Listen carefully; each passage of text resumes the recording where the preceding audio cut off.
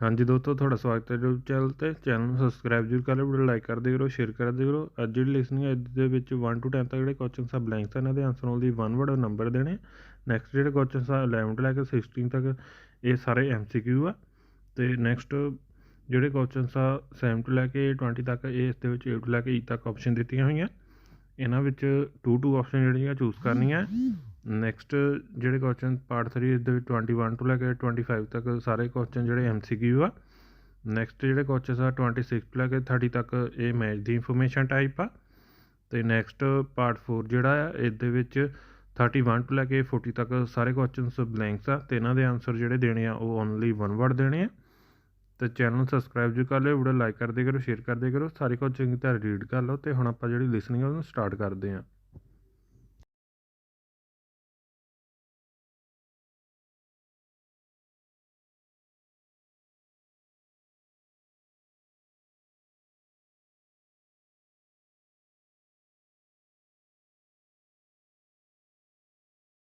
Part 1.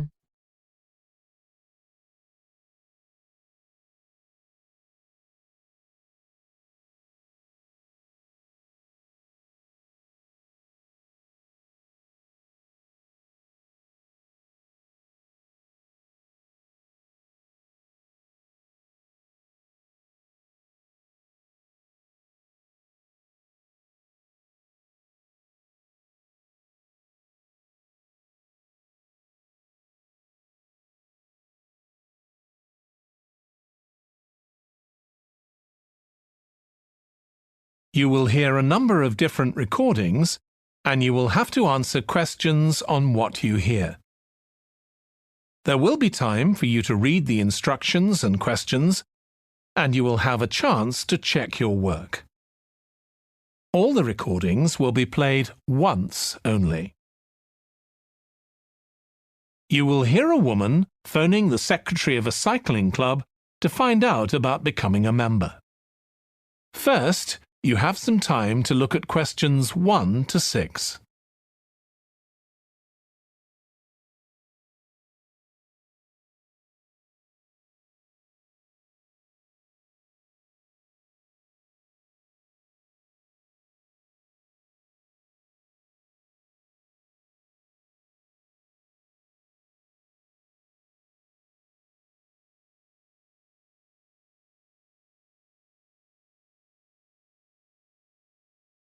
Now we shall begin.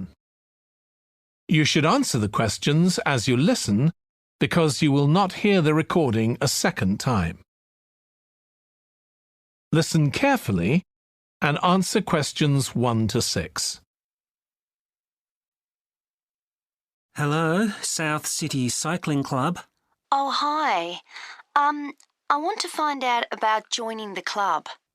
Right, I can help you there. I'm the club secretary and my name's Jim Hunter. Oh, hi, Jim. So, are you interested in membership for yourself? That's right.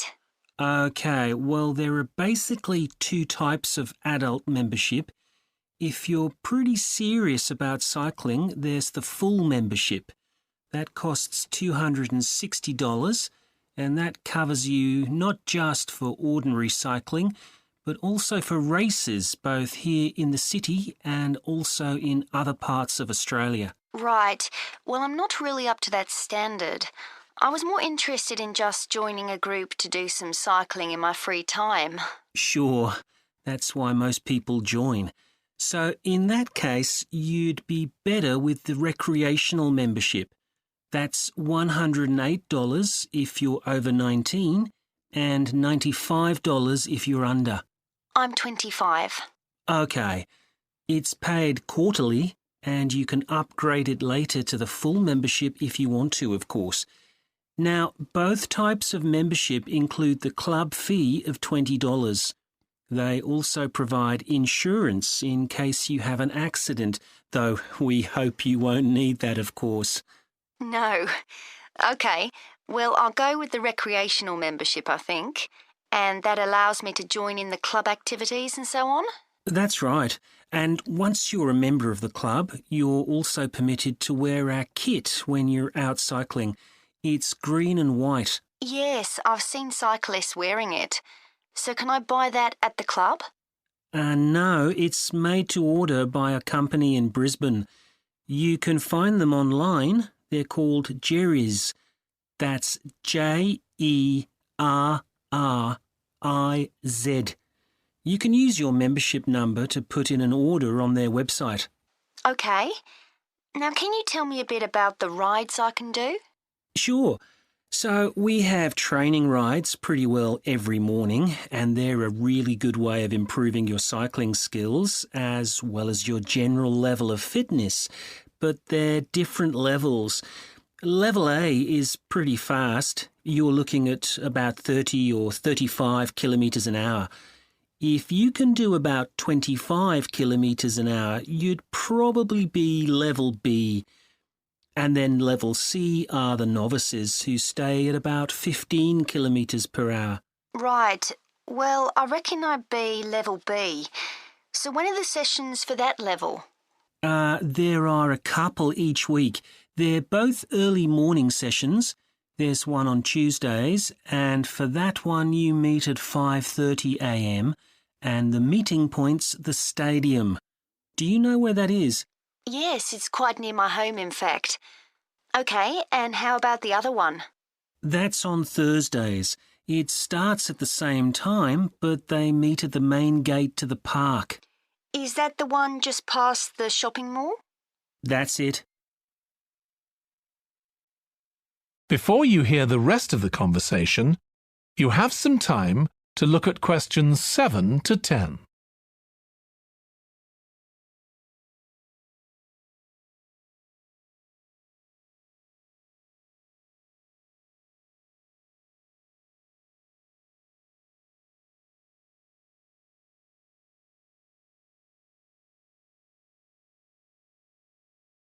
Now listen and answer questions 7 to 10. So how long are the rides? They're about an hour and a half, so if you have a job, it's easy to fit in before you go to work. And the members often go somewhere for coffee afterwards, so it's quite a social event. Okay, that sounds good. I've only just moved to the city, so I don't actually know many people yet. Well, it's a great way to meet people. And does each ride have a leader? Sometimes, but not always. But you don't really need one. The group members on the ride support one another anyway. How would we know where to go?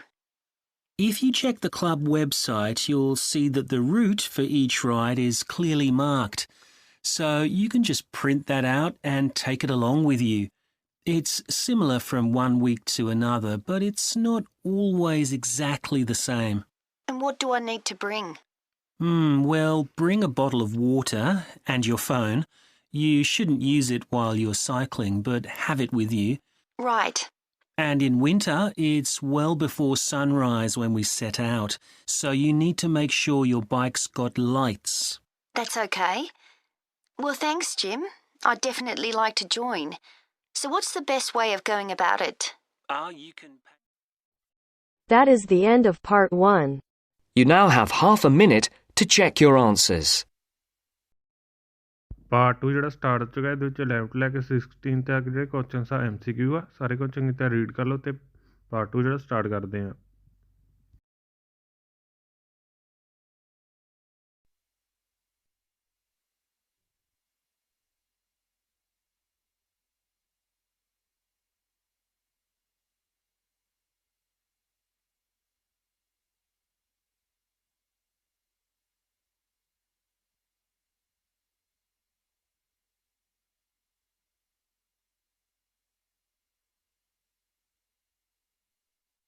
Now turns to part 2.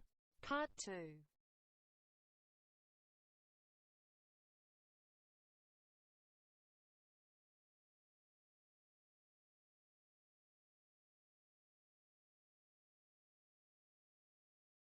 You will hear a manager in a company talking to employees about volunteering for charity work. First, you have some time to look at questions 11 to 16.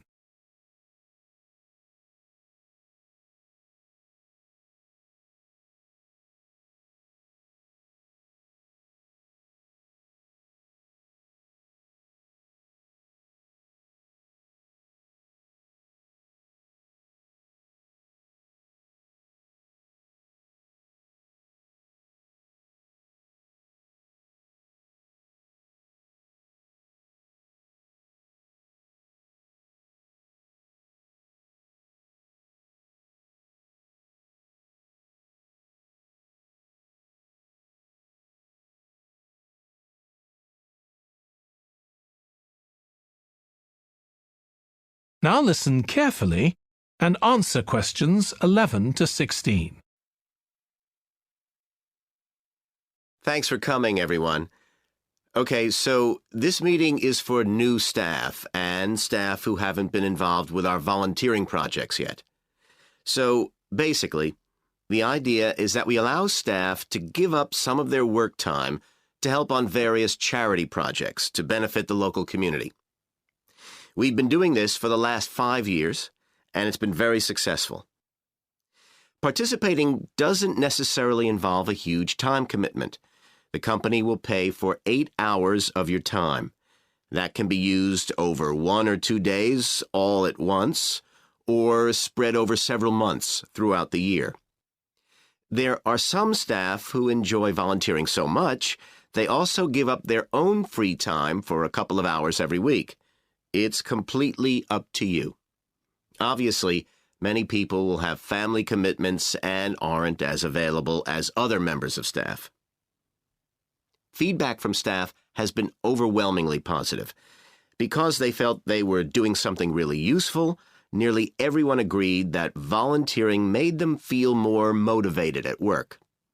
They also liked building relationships with the people in the local community and felt valued by them. 1 or 2 people also said it was a good thing to have on their CVs. One particularly successful project last year was the Get Working project. This was aimed at helping unemployed people in the area get back to work.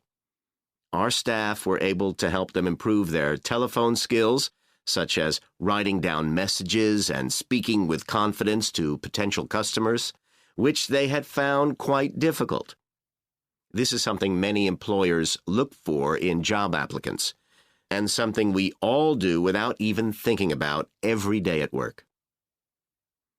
We've got an exciting new project starting this year.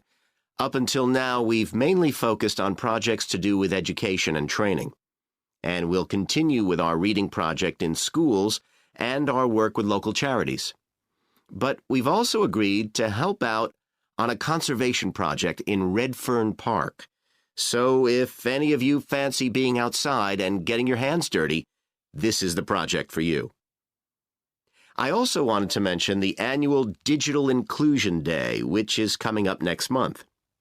The aim of this is to help older people keep up with technology. And this year, instead of hosting the event in our own training facility, we're using the ICT suite at Hill College, as it can hold far more people. We've invited over 60 people from the Silver Age Community Center to take part, so we'll need a lot of volunteers to help with this event. If you're interested in taking part, please go to the volunteering section of our website and complete the relevant form. We won't be providing any training for this, but you'll be paired with an experienced volunteer if you've never done it before. By the way, don't forget to tell your manager about any volunteering activities you decide to do. Before you hear the rest of the talk, you have some time to look at questions 17 to 20.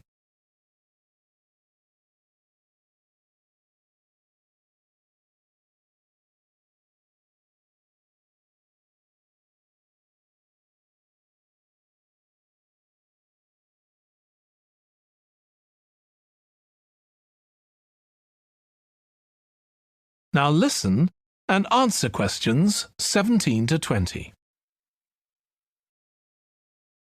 The participants on the Digital Inclusion Day really benefited. The majority were in their 70s, though some were younger, and a few were even in their 90s. Quite a few owned both a computer and a mobile phone, but these tended to be outdated models. They generally knew how to do simple things like send texts, but weren't aware of recent developments in mobile phone technology. A few were keen to learn, but most were quite dismissive at first. They couldn't see the point of updating their skills. But that soon changed. The feedback was very positive. The really encouraging thing was that participants all said they felt much more confident about using social media to keep in touch with their grandchildren, who prefer this form of communication to phoning or sending emails. A lot of them also said playing online games would help them make new friends and keep their brains active. They weren't that impressed with being able to order their groceries online, as they liked going out to the shops, but some said it would come in handy if they were ill or the weather was really bad. One thing they asked about was using tablets for things like reading newspapers. Some people had been given tablets as presents, but had never used them.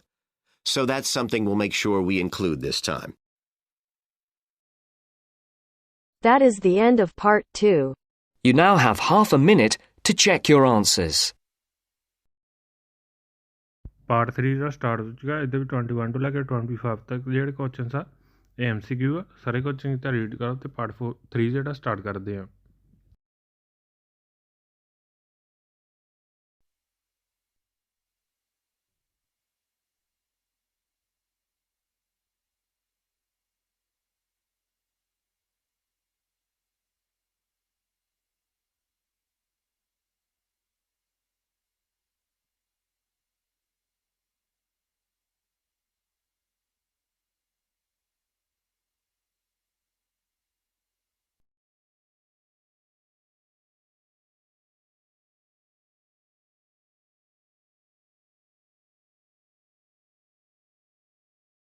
Now turns to part 3.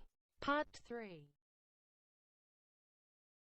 You will hear a student called Russ consulting his tutor about a presentation he is preparing on nanotechnology, the study of materials on an extremely small scale. First, you have some time to look at questions 21 to 25.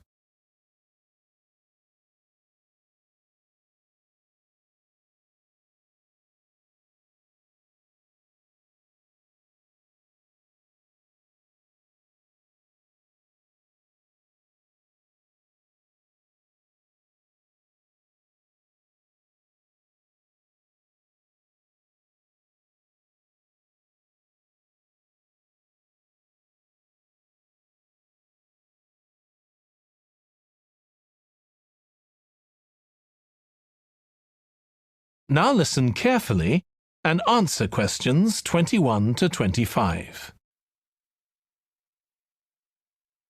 Come in, Russ. Thank you.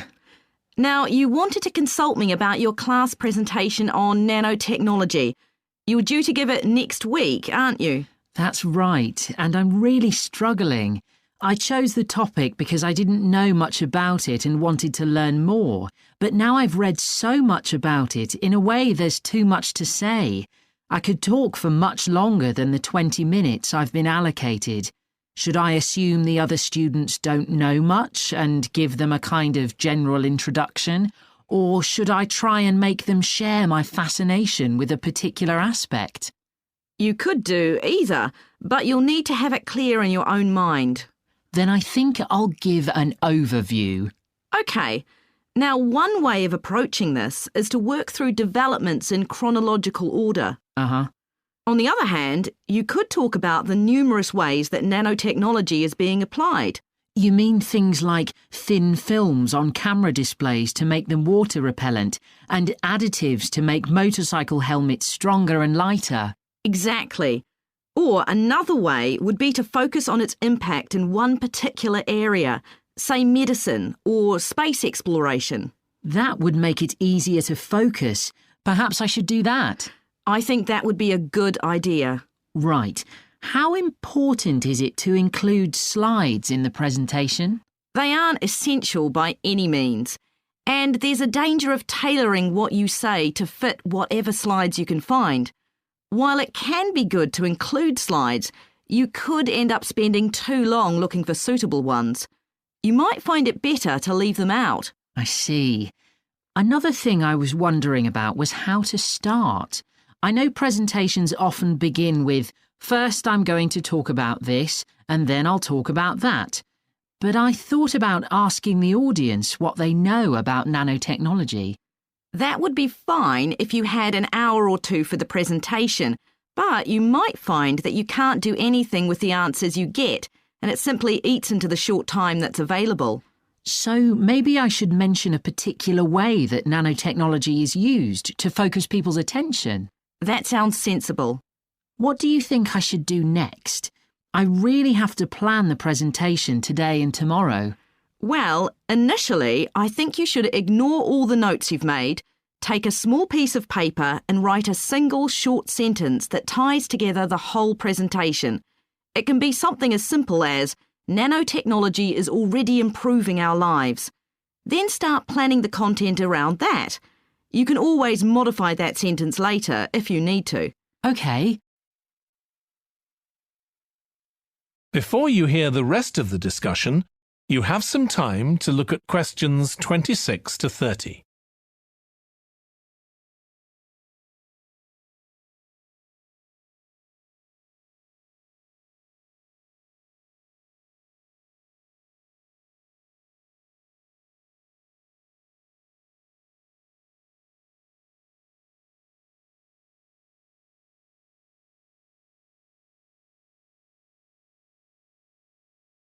Now listen and answer questions 26 to 30.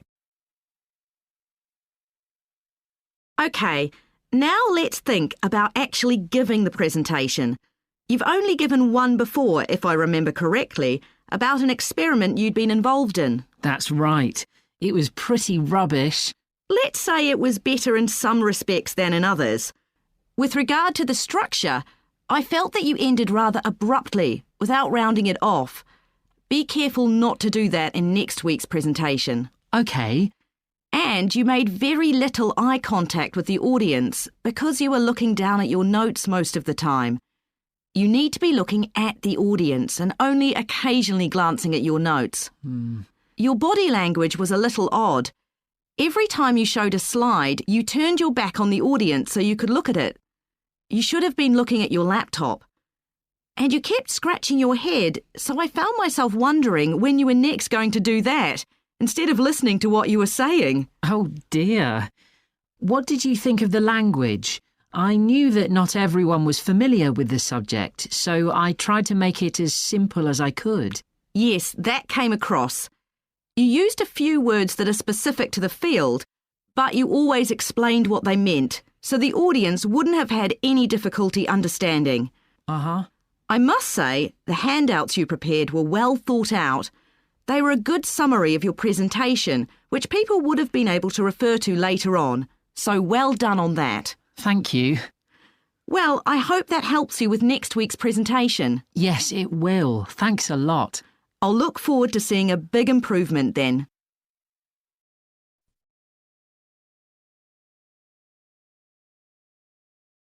That is the end of part 3. You now have half a minute to check your answers. Part 4 ਜਿਹੜਾ start ਹੋ ਚੁੱਕਾ ਹੈ। ਇਹਦੇ ਵਿੱਚ 31 ਤੋਂ ਲੈ ਕੇ 40 ਤੱਕ ਜਿਹੜੇ ਕੁਐਸਚਨਸ ਆ ਸਾਰੇ ਬਲੈਂਕਸ ਆ। ਇਹਨਾਂ ਦੇ ਆਨਸਰ ਹੋਣ ਦੀ 1 ਵਰਡ ਦੇਣੇ। ਸਾਰੇ ਕੁਐਸਚਨ ਚੰਗੀ ਤਰ੍ਹਾਂ ਰੀਡ ਕਰੋ ਤੇ ਪਾਰਟ 4 ਜਿਹੜਾ ਸਟਾਰਟ ਕਰਦੇ ਆ।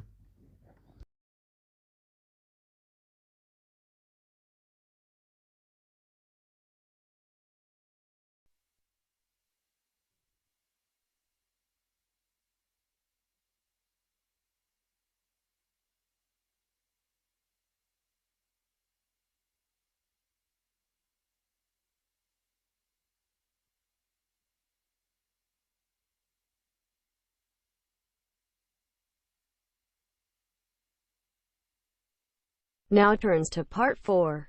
Part 4.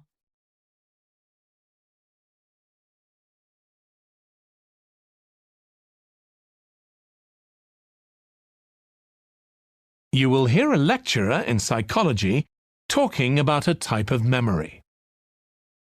First, you have some time to look at questions 31 to 40.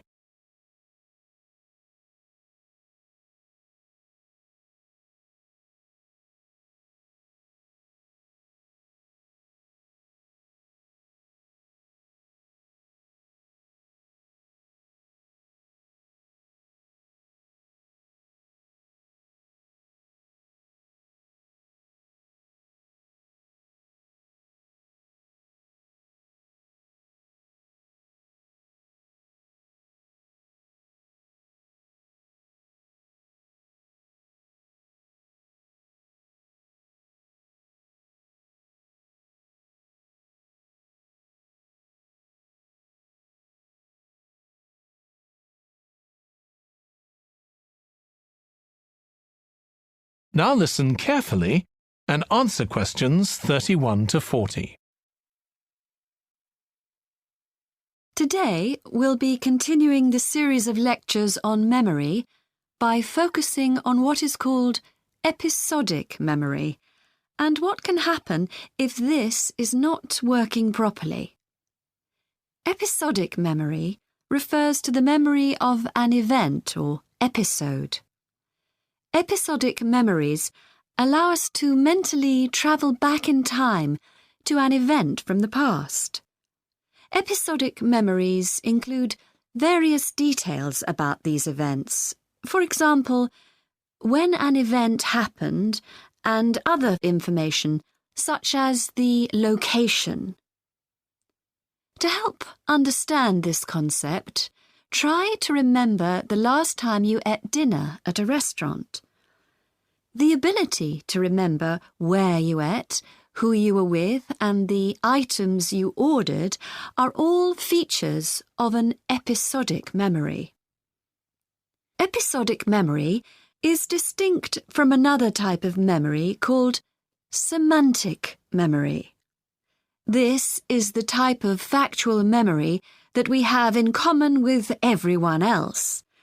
That is your general knowledge of the world. To build upon a previous example, remembering where you parked your car is an example of episodic memory. But your understanding of what a car is and how an engine works are examples of semantic memory. Unlike episodic memory, semantic memory isn't dependent on recalling personal experiences. Episodic memory can be thought of as a process with several different steps of memory processing, encoding, consolidation, and retrieval. The initial step is called encoding. This involves the process of receiving and registering information which is necessary for creating memories of information or events that you experience.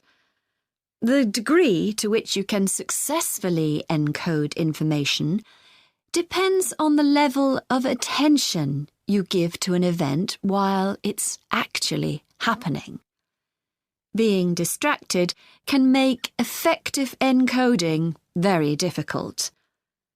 Encoding of episodic memories is also influenced by how you process the event. For example, if you were introduced to someone called Charlie, you might make the connection that your uncle has the same name. Future recollection of Charlie's name is much easier if you have a strategy to help you encode it. Memory consolidation, the next step in forming an episodic memory, is the process by which memories of encoded information are strengthened, stabilized, and stored to facilitate later retrieval. Consolidation is most effective when the information being stored can be linked to an existing network of information. Consolidation makes it possible for you to store memories for later retrieval indefinitely. Forming strong memories depends on the frequency with which you try to retrieve them. Memories can fade or become harder to retrieve if they aren't used very often. The last step in forming episodic memories is called retrieval, which is the conscious recollection of encoded information. Retrieving information from episodic memory depends upon semantic, olfactory, auditory, and visual factors. These help episodic memory retrieval by acting as a prompt. For example, when recalling where you parked your car, you may use the colour of a sign close to where you parked. You actually have to mentally travel back to the moment you parked.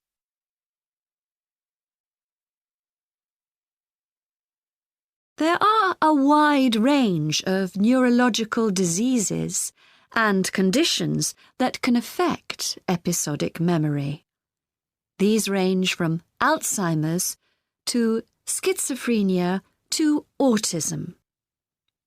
An impairment of episodic memory can have a profound effect on individuals' lives. For example, the symptoms of schizophrenia can be reasonably well controlled by medication. However, patients' episodic memory may still be impaired, and so they are often unable to return to university or work. Recent studies have shown that computer-assisted games designed to keep the brain active can help improve their episodic memory. Episodic memories can help people connect with others, for instance by sharing intimate details about their past, something individuals with autism often have problems with. This may be caused by an absence of a sense of self. This is essential for the storage of episodic memory and has been found to be impaired in children with autism. Research has shown that treatments that improve memory may also have a positive impact on children's social development. One study looked at That is the end of part 4. You now have half a minute to check your answers.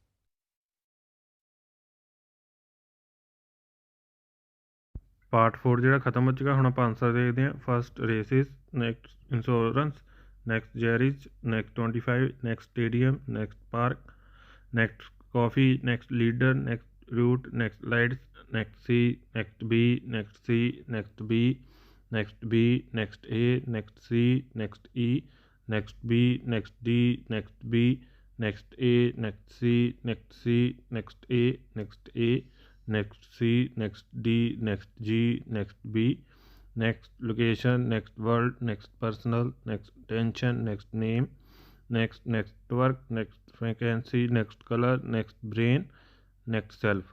Channel को subscribe जरूर कर लो, video like करते करो, share करते करो। Thank you for watching.